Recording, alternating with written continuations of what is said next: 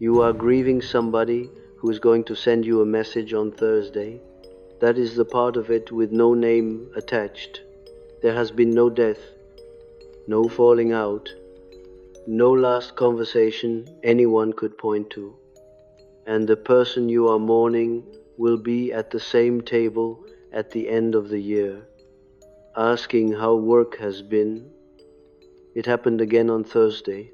They called at the usual hour, and after the practical part of it, they asked how you had been. And you started to tell them. You got 4 words in. The 5th word was where your voice changed direction.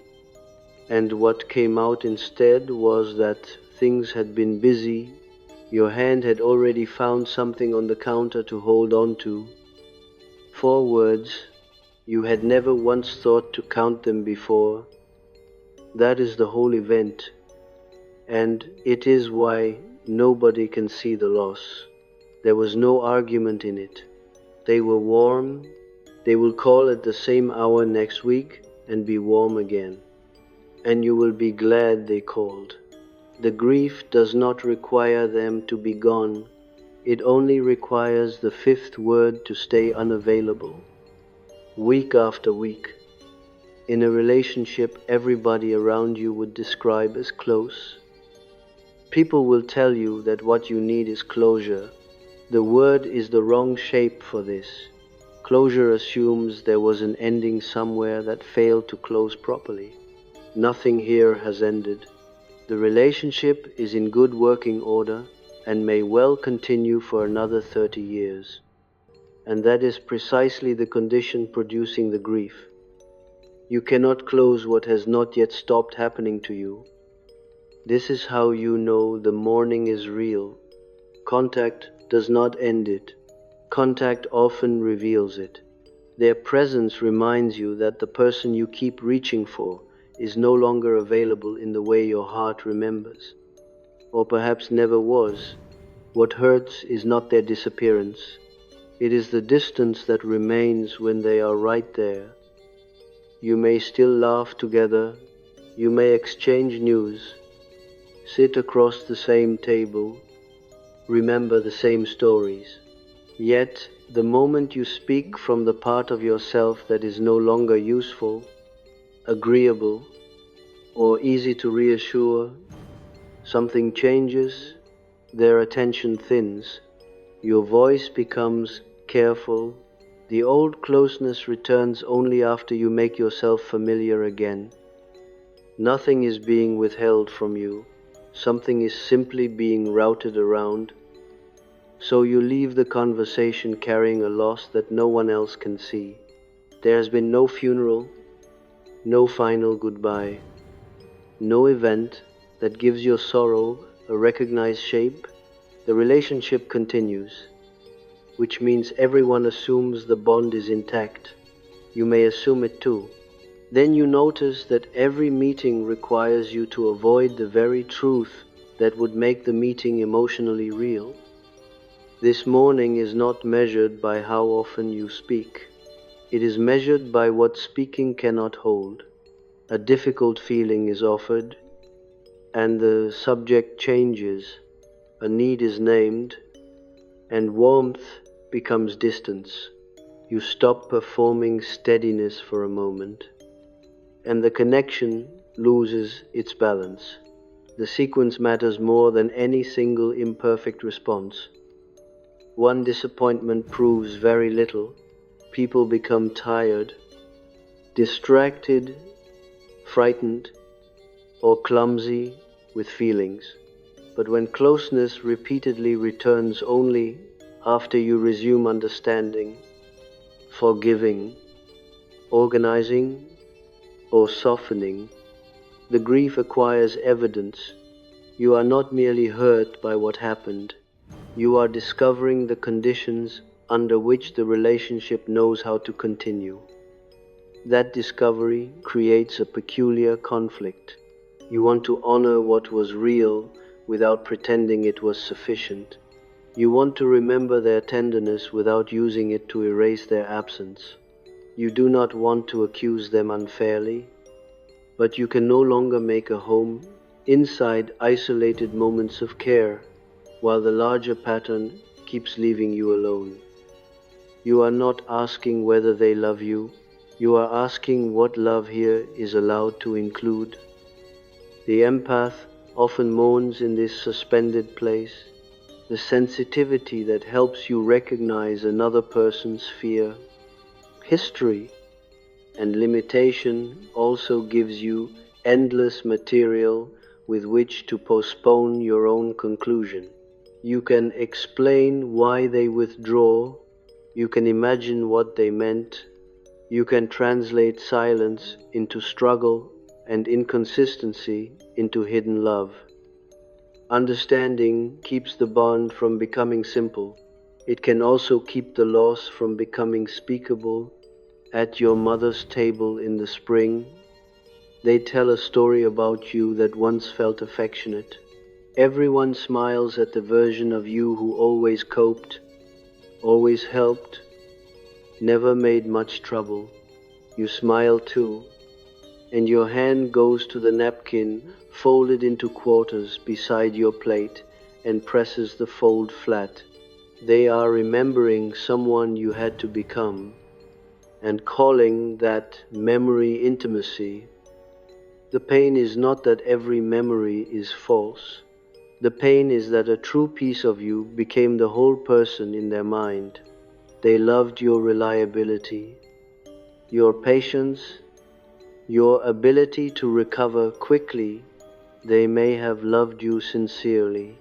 Yet sincerity does not guarantee that they learned how to meet the parts that could not perform those qualities.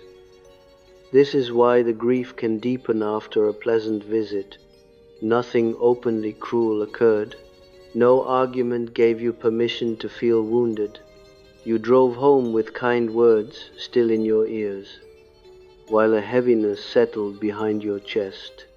The evening went well because the person you are becoming remained mostly outside it. The hidden bargain is beginning to show itself. If you keep the relationship close to its remembered form, you must keep certain discoveries far from the conversation. If you bring those discoveries near, you risk learning that the closeness depended on your silence. The heart would often rather preserve an unfinished possibility than receive a finished answer. What you call hope may sometimes be grief waiting for permission. Through a Jungian lens, this conflict concerns more than disappointment. It concerns the image of the relationship that has lived inside you, an inner figure shaped from actual affection, unmet longing, memory, and projection. You do not relate only to the person before you, you also relate to who they once seemed to be, who they briefly became, and who you believe they might still become. Projection does not mean that everything was invented. It means the psyche completes what reality leaves unfinished. A few moments of genuine recognition may carry the weight of many years. A rare apology may become proof of a depth that everyday behavior does not sustain. The mind does this not from stupidity, but because attachment resists a world in which love and limitation occupy the same face. The person may care for you and still be unable to know you where you most need to be known. That sentence is difficult because it removes the clean choices. If they never cared, anger could organize the loss. If they cared perfectly, hope could restore the bond.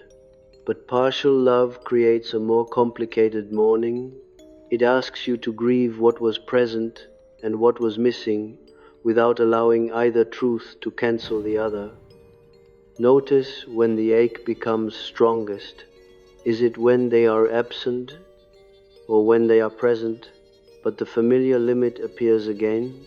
Perhaps you begin to speak honestly, see their gaze move away, and immediately change your sentence. Perhaps you mention something important, Then comfort them for feeling uncomfortable about it. The loss enters through the moment your reality becomes secondary. Watch the direction of the repair. It runs toward their comfort every time.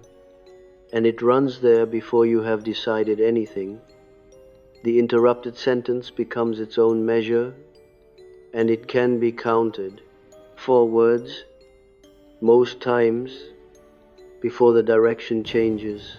Each time you abandon it, the relationship appears to recover. Each time you finish it, the emotional distance becomes visible.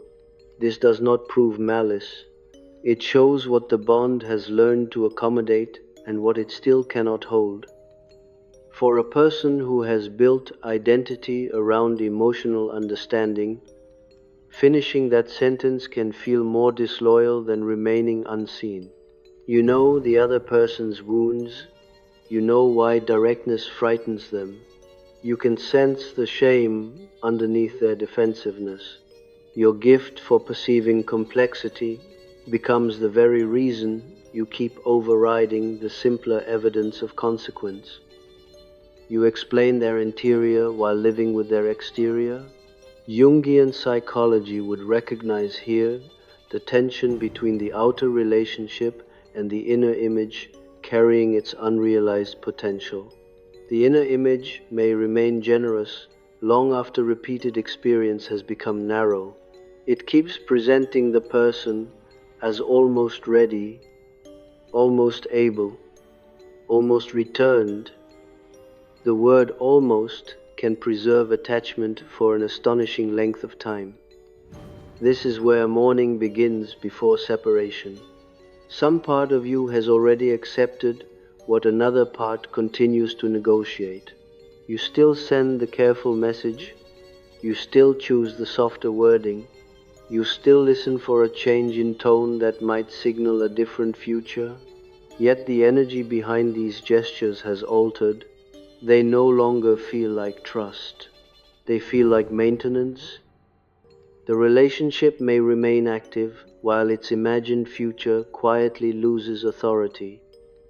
That loss can appear as tiredness before a visit, relief when plans change, or a strange emptiness after receiving exactly the response you expected.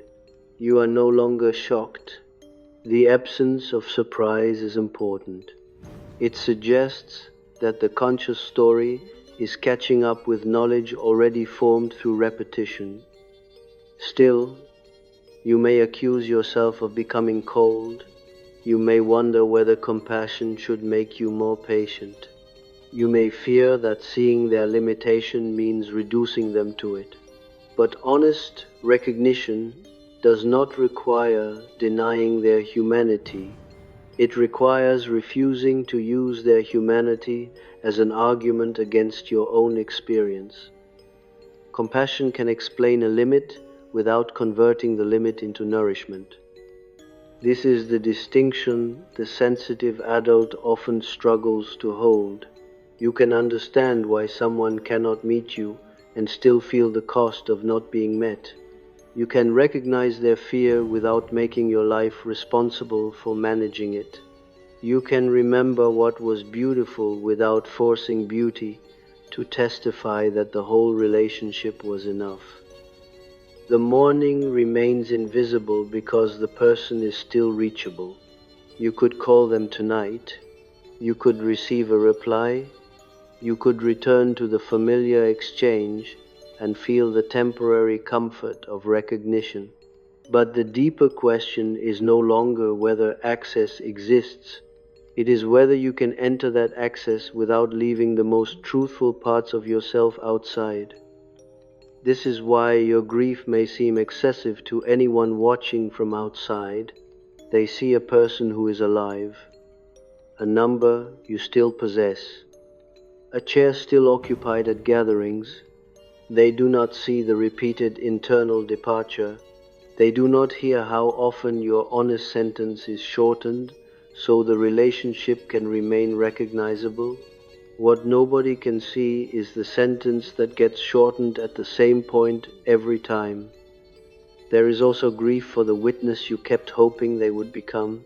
You imagined that one day they would understand what your patience had cost, not because you wanted praise, but because being accurately seen would change the meaning of the past. Their recognition seemed capable of proving that your waiting had not been misplaced. When that recognition does not arrive, you lose more than a future conversation. You lose the fantasy that the person connected to the wound could also become the person who finally named it. This is not a demand that they repair your entire history. It is the quieter wish that they would stand beside reality without asking you to soften it first.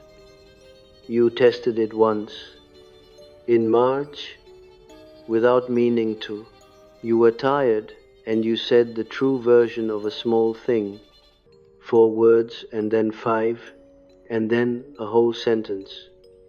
And you watch their face do what it does, not cruelty, something closer to an administrative tidying, as though a form had been filled in wrongly and would have to be done again. Then they asked about something practical, and the evening resumed. Nothing was refused. The subject was simply reorganized. Perhaps this is why another person's apology does not always reach the deepest place. Kindness from elsewhere can comfort you, but it cannot complete the sentence you once directed toward them. The psyche often assigns one person a task they never consciously accepted. Mourning begins when you see that your inner necessity cannot create their inner capacity. That is the first difficult truth. The mourning is not always asking you to erase the person. It may be asking you to release the imagined version who kept promising that one more explanation, one more act of patience, or one more softened need would finally make mutual recognition possible. When that imagined person begins to fade, the living person comes into sharper view. So do you. The grief belongs not only to what they could not give, but to the years in which your longing had to disguise itself as understanding. Beneath the patience was a hope you rarely allowed yourself to name. You were waiting to be met without first becoming easy to meet. That wish does not begin as a demand for perfection. It begins as the ordinary desire to remain present without constantly adjusting yourself to another person's capacity. You wanted the relationship to hold your disappointment without immediately turning it into their discomfort. You wanted your sadness to exist without becoming something you had to explain away. But when a relationship repeatedly welcomes your understanding more easily than your needs, a particular arrangement begins to form. You become the interpreter of what the other person cannot express. You translate hesitation into care, withdrawal into confusion, and distance into fear. Each interpretation keeps the connection emotionally possible a little longer. Gradually, you begin relating to 2 people at once.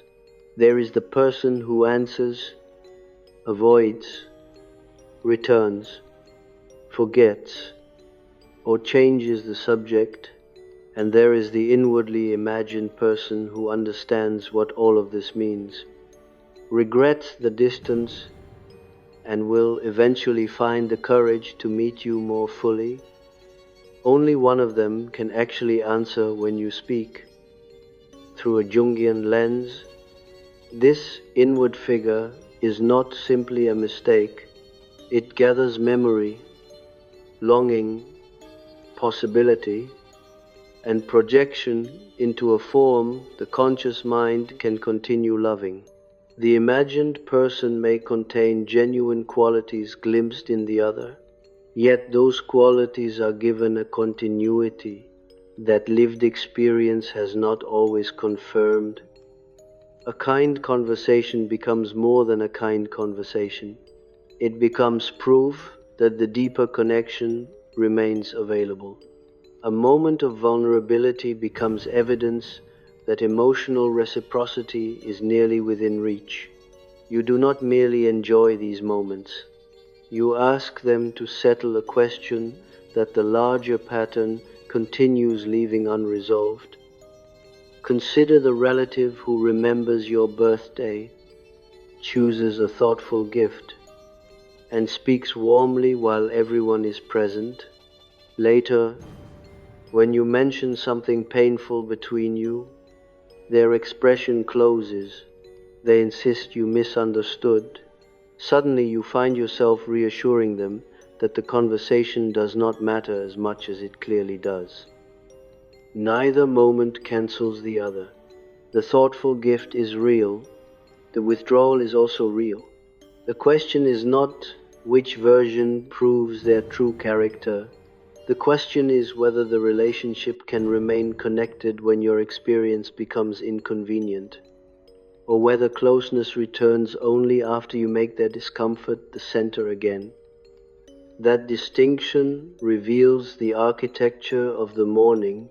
You are not grieving because every interaction is empty. You are grieving because meaningful contact repeatedly stops at the same emotional threshold. The bond can hold shared memories, practical help, affection, and familiarity. It cannot always hold your separate reality. When that reality changes the arrangement, there is somebody else worth watching while all of this is going on. A friend who does something small and unusual. She comes back to things. You mention a worry once, in passing, and 3 weeks later she asks about it by name, in the middle of an ordinary conversation, as though it had been sitting somewhere, waiting to be picked up again. Nothing about the exchange is remarkable. It only becomes remarkable when you notice how rarely it happens elsewhere. You do not enjoy it as much as you would expect. Being returned to is unfamiliar and slightly exposing. And the first few times you shorten the answer out of habit, because shortening is what your mouth knows how to do. That reaction is information as well. It tells you the shortening is not only something being done to you, the relationship remains, but its emotional permissions become visible.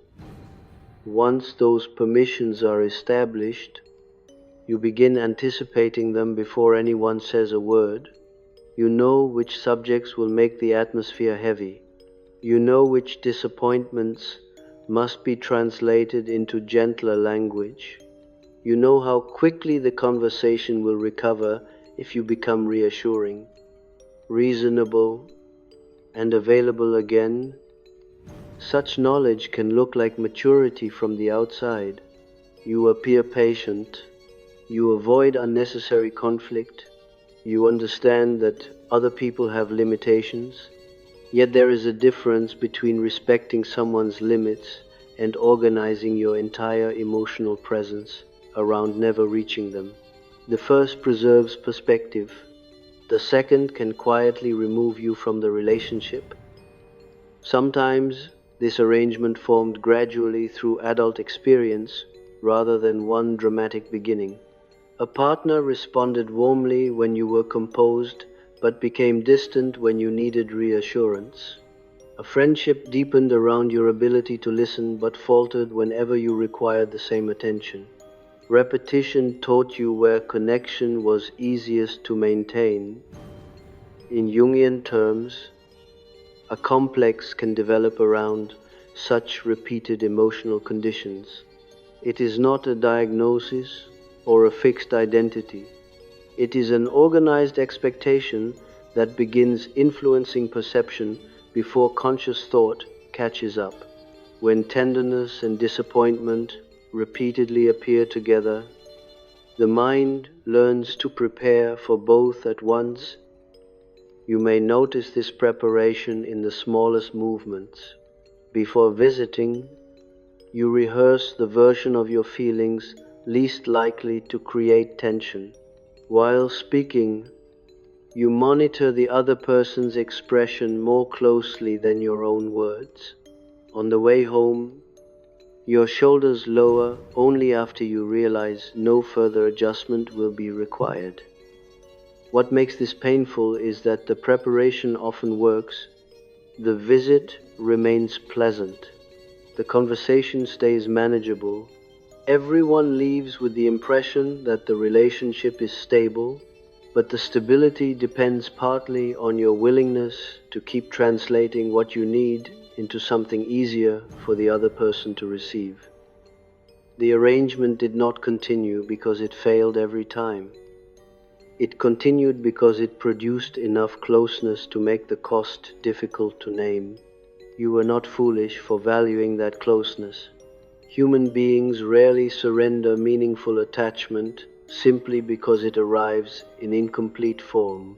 The difficulty begins when incompleteness becomes so familiar that you stop noticing how much work is required to make it feel whole. The persona becomes relevant here. In Jungian psychology, the persona is the social form through which a person participates in relationships and shared life. It is not automatically dishonest. Your patience may be real, your generosity may be genuine. The problem begins when these qualities become the only acceptable doorway through which another person can recognize you. At dinner, a friend asks how you have been, and you begin answering honestly. Before you finish, their attention turns toward their own difficulties. You listen, offer perspective, and help them settle. By the time you leave, the evening feels familiar again. Only later do you remember that your original sentence was never completed. Who has room for you when you are not helping them feel understood? The answer is rarely immediate or absolute. Some relationships expand slowly when honest differences become visible. Others return again and again to the same distribution of attention. You speak, the other person becomes uncomfortable, and the bond regains warmth only after you begin tending to their reaction, instead of remaining with your own experience. For the empath, this sequence can feel especially difficult to evaluate because understanding arrives so quickly. You can sense the insecurity beneath their interruption. You recognize their fear of being inadequate. You see how shame might make them defend themselves. All of this may be true, but accuracy about their feelings does not erase the consequences for yours. This is where compassion becomes entangled with postponement. As long as you can explain why the other person cannot meet you, the question of whether they actually do meet you remains suspended. Their understandable limitation becomes an unfinished assignment. You keep waiting for enough insight, patience, or love to transform capacity into availability. A reason can clarify absence without filling its place. The hidden reward of preserving the imagined relationship is that it protects you from a particular kind of grief. If the other person remains almost ready, then the connection has not reached its limit. If the right conversation still lies ahead, then the years of patience remain part of a meaningful progression rather than an unfinished longing. Hope gives those years a shape. It allows you to believe that your understanding has been building toward mutual recognition. It turns repeated disappointment into preparation for a future moment when the other person will finally see what you were carrying. Without that imagined future, the past becomes harder to interpret. You may begin wondering what all your patience meant if it did not lead where you believed it would. You may question whether the tenderness was meaningful, whether your loyalty was misplaced, or whether you misunderstood the relationship entirely. The mind resists these questions because they threaten not only attachment, but the story through which attachment made sense. This distinction becomes harder during ordinary milestones. A celebration arrives, and you imagine sharing something deeply personal. You picture their attention softening, their response becoming thoughtful, the old distance briefly dissolving, when the actual conversation remains practical and surface level. Disappointment feels larger than the occasion seems to justify. You are responding to both the present moment and the inward relationship attached to it. The visible exchange lasts only a few minutes. The imagined exchange may have been developing for years. What collapses is not merely a conversation, it is another opportunity for the hoped-for version of the bond to become real. No one around you can easily measure that difference. Others may remind you that the person is still present. They may point to gestures of kindness, family obligations, shared history, or regular communication. These observations are not necessarily wrong. They simply describe access. They do not reveal whether that access allows you to appear as a full person rather than a familiar emotional function. You may even feel protective of the person you are grieving. You do not want others to reduce them to their limitations. You remember their own losses, their tenderness, the moments they tried. Your sorrow is not necessarily an accusation. Sometimes it is what remains when blame feels inaccurate, but denial has become impossible. The complication is that your careful understanding has also protected something inside you. It has allowed you to remain the person who can keep difficult relationships emotionally coherent. It has given you a role in which your sensitivity feels purposeful. If you stop translating the distance, you may have to encounter feelings you have spent years transforming into patience. Those feelings do not automatically demand confrontation or departure. They may begin as a quieter recognition. You miss someone who is sitting across from you. You long for acknowledgement from a person who knows your history but not your present interior. You are grieving a form of closeness that remains imaginable precisely because the person is still alive. And beneath that grief, another question begins to emerge. If so much of the relationship depended on your ability to preserve its unrealized possibility, what else did that possibility protect you from seeing about your own longing, your own anger, and the version of yourself who remained devoted to waiting? The person you protected from disappointment was not only them. Part of what the waiting protected was the belief that your longing would eventually be answered by the same person around whom it had formed. As long as that answer remained possible, you did not have to confront the full loneliness of needing something they might never be able to give. There is an honest cost here that recognition cannot remove. The person may never understand the loss you are carrying. They may continue believing the relationship is essentially unchanged. They may remain affectionate within familiar limits, while the part of you that needed something different receives no acknowledgement, no shared language, and no clear ending. That is difficult because grief usually asks for a witness. It becomes more bearable when someone can name what has ended. But when the loss exists inside an ongoing relationship, the person closest to the sorrow may also be the person least able to recognize its shape.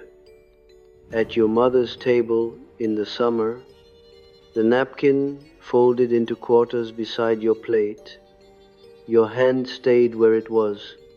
You said the true version of something small and let it stand there. The conversation moved on around it.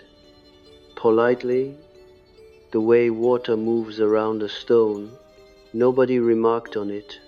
You drove home unable to tell whether anything had happened at all. And that uncertainty is the ordinary texture of this, not a sign that you imagined it. You may have to grieve without their agreement that anything was lost. At first, the mourning seems directed entirely toward them. You miss their warmth, their attention, the version of closeness you believed existed. Then the grief begins separating into layers. Some of it belongs to what the relationship genuinely contained. Some belongs to what it promised without ever explicitly promising anything. None of the layers arrives with a label on it, which is why the whole thing is so easy to mistake for a mood. Another layer belongs to the future you kept arranging around their eventual understanding. You imagined conversations becoming easier. You imagined being able to tell the truth without preparing them first. You imagined a form of tenderness in which your feelings did not have to arrive softened, edited, or accompanied by reassurance. Then there is grief for the person you became while waiting. You remember how often you explained what hurt you in language designed not to hurt them. You remember the patience that looked generous from the outside but sometimes felt lonely from within. You begin recognizing the quiet labor of remaining emotionally hopeful under conditions that rarely changed. At the grocery store, you notice something they used to love and instinctively reach for it. The gesture is ordinary, almost affectionate. Then your hand pauses. You remember that you have spent years learning their preferences while they still struggle to recognize the simplest truths about what you need when you are disappointed. The sadness is not contained in the object. It appears in the imbalance the gesture briefly reveals. You know how to care for the person in small, detailed ways. What you cannot count on is their willingness to remain present when your inner experience interrupts the familiar version of the relationship. You put it back on the shelf, and the moment passes, and nothing about the day changes. Sometimes your devotion protected you from hearing your own hunger. Through a Jungian lens, this is where the shadow becomes relevant. The shadow does not refer only to hostility or destructive impulse. It can contain ordinary human feelings that a person's conscious identity has learned to exclude. For someone who values patience and compassion, resentment, disappointment, and the wish to be chosen may all become difficult to admit. You may have allowed yourself to feel sorrow long before you allowed yourself to feel anger. Sorrow seems compatible with loyalty. It does not threaten the image of yourself as understanding. Anger feels more complicated because it introduces the possibility that something in the relationship was not merely sad, but repeatedly unfair to your emotional reality. That anger does not need to become accusation. It may simply reveal the part of you that noticed how often your needs were postponed. It may belong to the voice that kept being interrupted, to the feeling that was translated before it could be heard, to the person who remained considerate while quietly disappearing from the exchange. The deeper conflict is that your compassion may have become more complete than your self-recognition. You can describe the other person's fear with extraordinary precision. You can explain why closeness unsettles them, why honesty makes them defensive, why their attention narrows under pressure, yet you may struggle to give your own disappointment the same seriousness. You open a message and begin writing what actually happened. The sentences are direct, not cruel. You name the moment you felt dismissed, then you imagine their reaction. Your fingers move back through the message, removing every phrase that might cause discomfort, until the final version barely resembles the experience you were trying to express. The interrupted sentence now exists inside your own mind. No one has explicitly forbidden you to speak.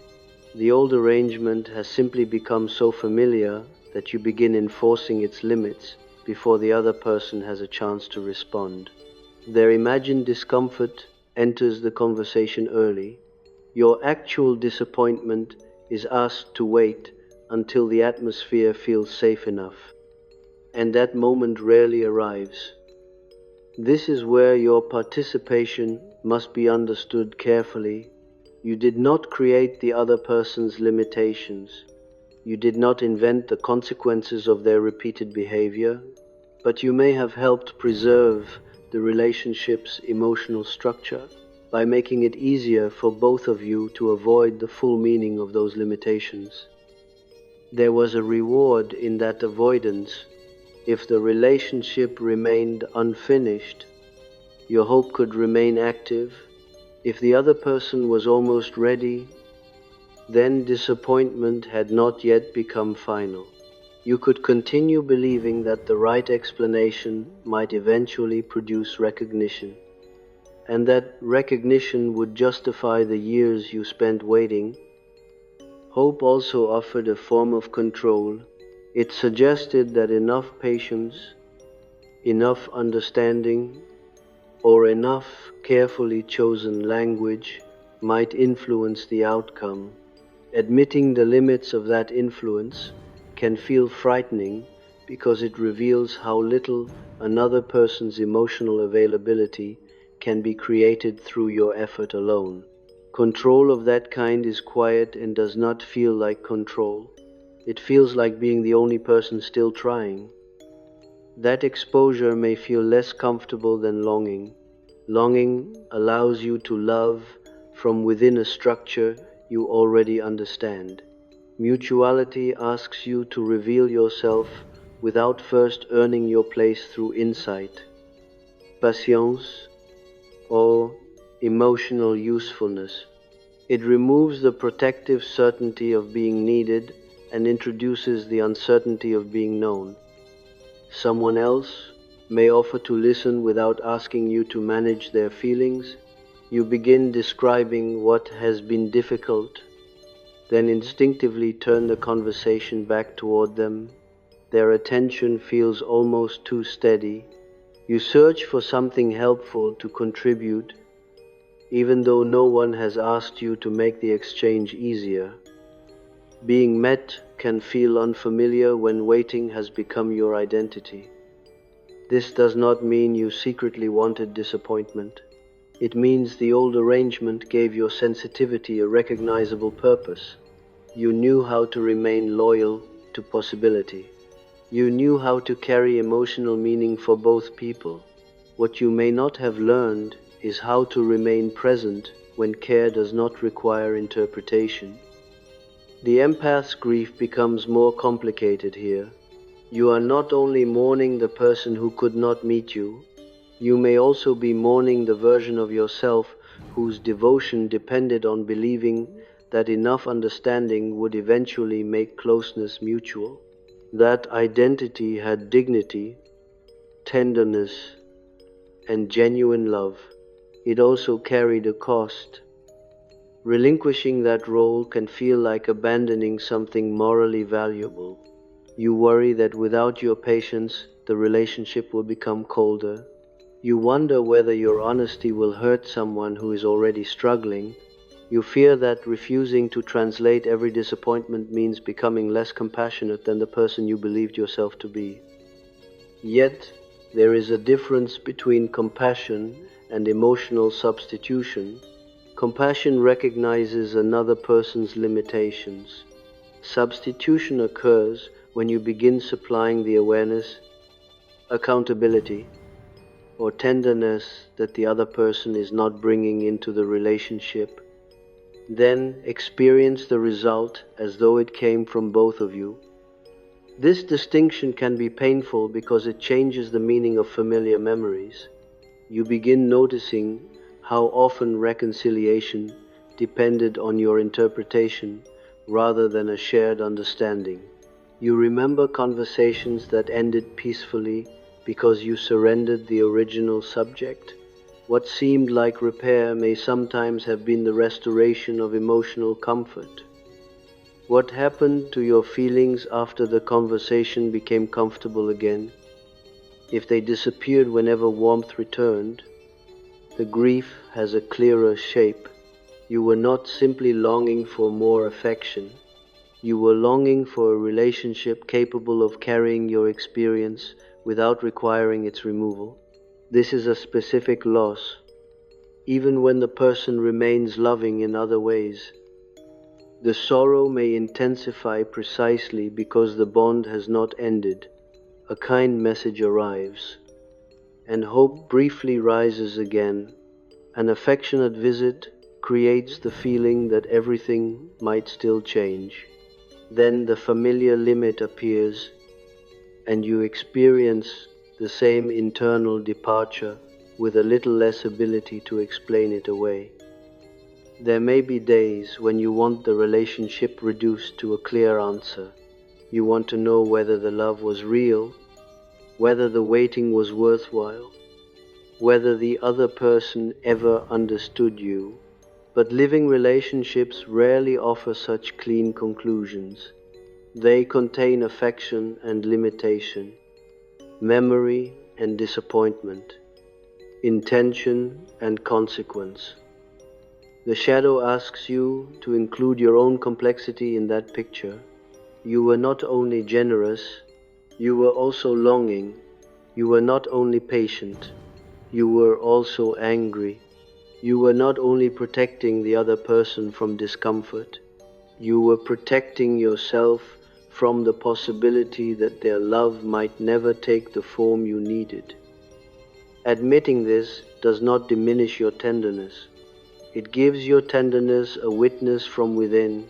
The unfinished sentence no longer belongs only to the other person's inability to hear it. It also belongs to the part of you that has begun hearing what it actually contained. The friend who comes back to things asked you something in July and then, a month later, asked the second question, not a new subject, the same one, further in. You got further in with her than you usually get, without having decided to, and afterwards, there was no drive home spent assembling what the evening had meant. You wanted love that did not depend on making yourself smaller. You wanted acknowledgement that did not require an apology for needing it. You wanted the person to remain present when your reality became inconvenient. These desires are not evidence of excessive expectation. They are the human content hidden beneath years of careful understanding, and once that content becomes visible, the old arrangement cannot feel entirely innocent again.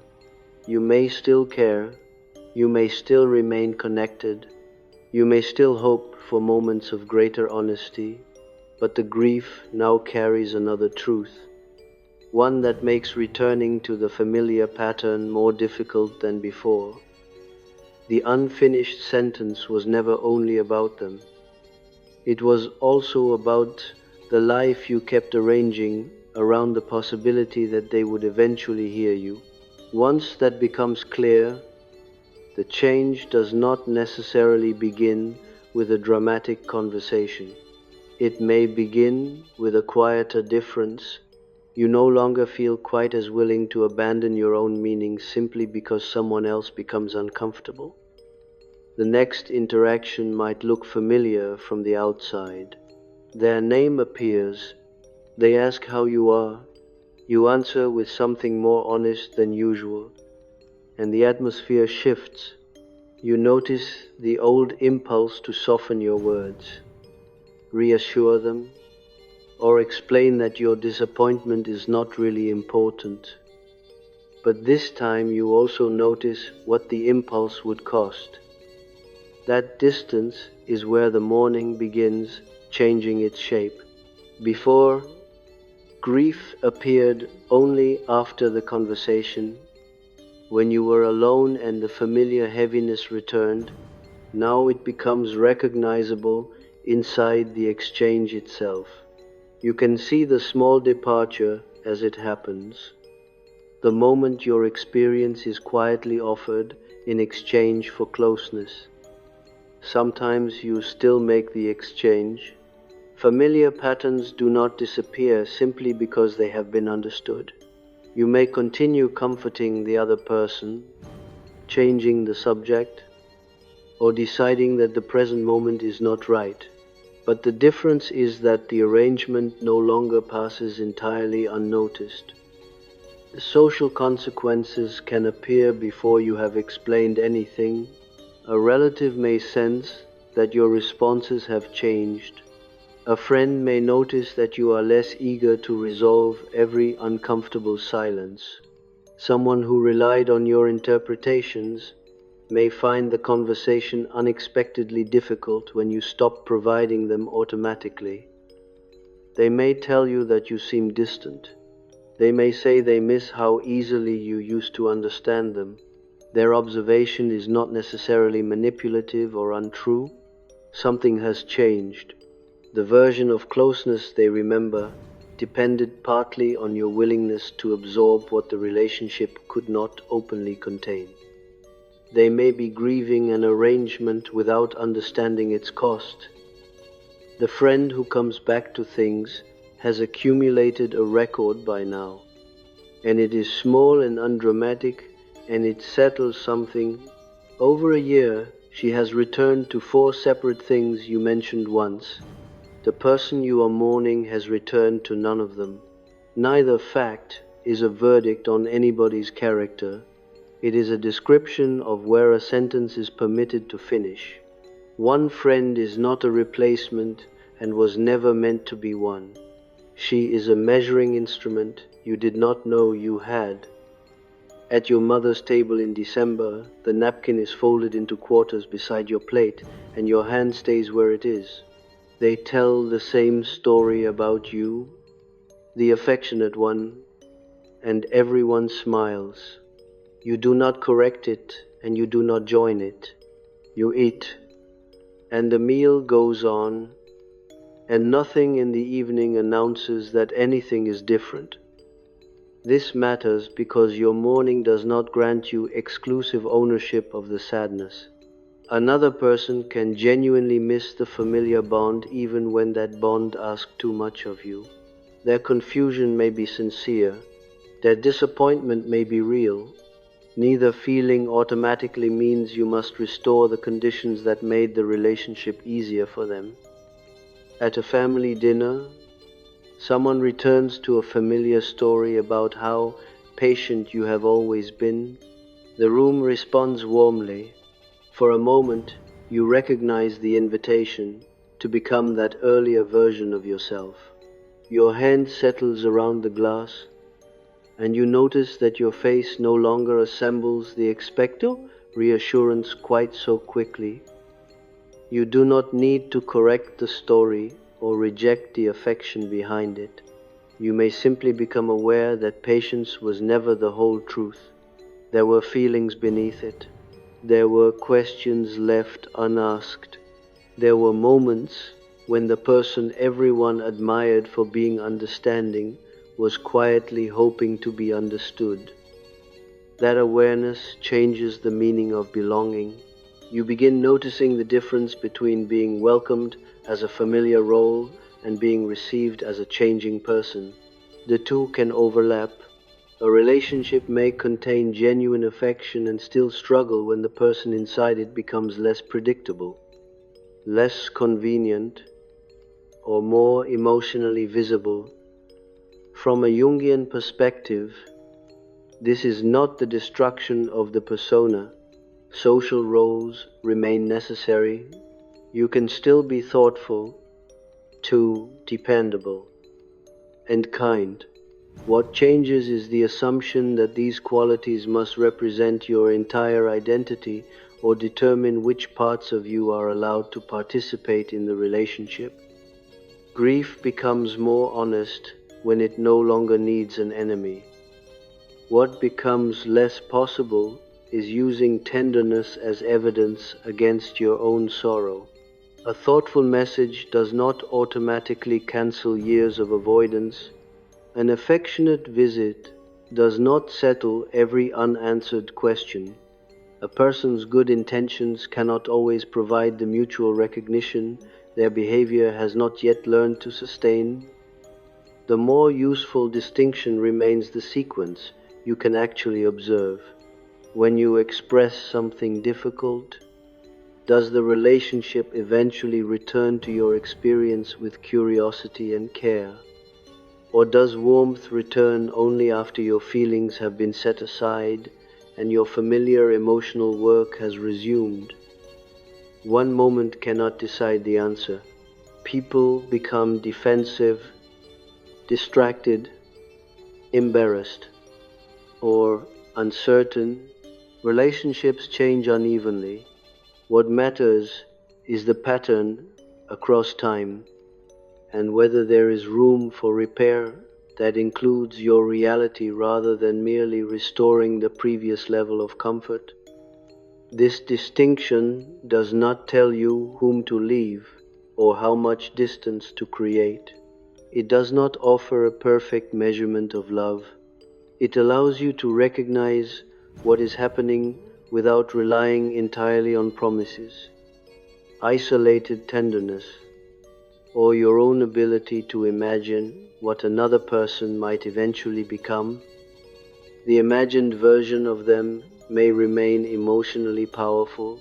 You might still hear their voice as you wish it could sound. You might still picture the conversation in which they finally understand what their absence cost you. These inward possibilities do not disappear simply because you have learned to question their authority. But they no longer have to govern every encounter. At a cafe, you may tell a trusted friend that someone you love has begun to feel far away. You hesitate before adding that the person is still very much alive. The explanation sounds strange even to you. Then your friend stays with the sentence rather than correcting it, and something in your breathing becomes less restricted. Nothing has been resolved. The original relationship remains complicated. Yet the grief is no longer required to disguise itself as irritation, exhaustion, or excessive sensitivity. It has been recognized as a real response to a real absence, even though that absence cannot be photographed, formally announced, or easily explained. For the empath, this recognition changes the meaning of emotional understanding. Sensitivity no longer has to serve only the other person's hidden reasons. It can also become the ability to notice your own experience without immediately translating it into something more acceptable for everyone else. This may alter ordinary decisions in ways that are almost invisible. You pause before agreeing to a conversation when you already feel depleted. You answer honestly when someone asks whether something bothered you. You notice when an apology begins forming before you have decided whether you actually did anything wrong. The unfinished sentence begins changing because you hear it differently. Previously, you heard it as a message waiting for their permission to be completed. You imagined that your feelings would become legitimate once the other person understood them. Now another possibility appears. The sentence can matter even when its intended listener remains unable or unwilling to receive it fully. A message arrives from them, warm and familiar. You feel the old tenderness immediately. You also remember what usually happens when you bring something difficult into the conversation. Neither awareness erases the other. You can recognize affection without asking it to prove that every emotional limitation has disappeared. This is not emotional coldness, it is the gradual separation of love from prediction. You can feel what you feel without insisting that the feeling guarantees a particular outcome. You can value the person without assigning them the power to determine whether your disappointment deserves acknowledgement. The grief may remain for a long time. Some relationships carry absences that never become completely explainable. There may be occasions when hope rises again, when an unexpected tenderness opens something you thought had settled. Recognition does not require shutting the door on every possibility. It only asks that possibility no longer erase what is present. If the relationship changes, the change will need to exist in ordinary life. It will appear in attention that returns to what you expressed. It will appear in conversations that can hold difference without immediately demanding your reassurance. It will become visible through repeated participation, not only through the future you can imagine for someone, and if those changes do not arrive, your sorrow still has meaning. You do not need to prove that the other person never loved you. You do not need to declare the entire relationship mistaken.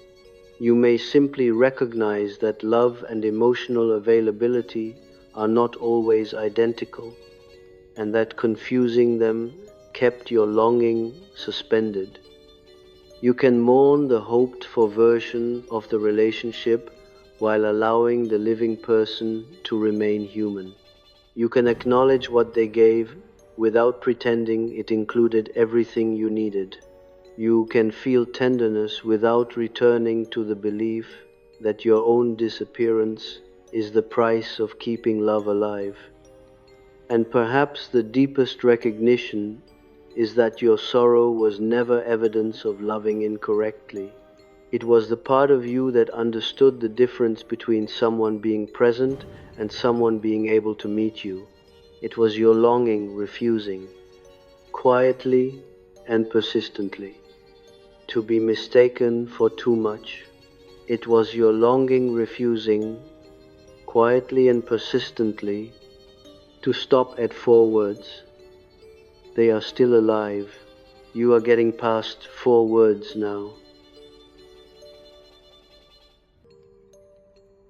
My name is John, and there is one thing I left out of the reflection on purpose. The hardest part of this kind of grief is that it comes with no ritual. When someone dies, people bring food. They sit in the room with you. Nobody asks you to justify the sorrow or explain what you lost. But when the person is alive and warm and still calling at the usual hour on Thursday, there is nothing to attend and nobody to notify and no permission granted anywhere. So the grief goes underground and comes back wearing other clothes, tiredness, irritation, the suspicion that you are simply too much for people. I did that for years before I let myself use the word mourning about somebody who was going to text me that weekend. So I am not going to ask whether this was helpful. I want to know where it landed. Leave the timestamp of the line that found you and one sentence of your own underneath it, not about them, about the sentence you have never once gotten to finish. Someone will read yours tonight and understand it without needing any of the backstory, which is more than most of us have ever been given. I still stop at 4 words some weeks. I no longer read it as evidence that I love people incorrectly.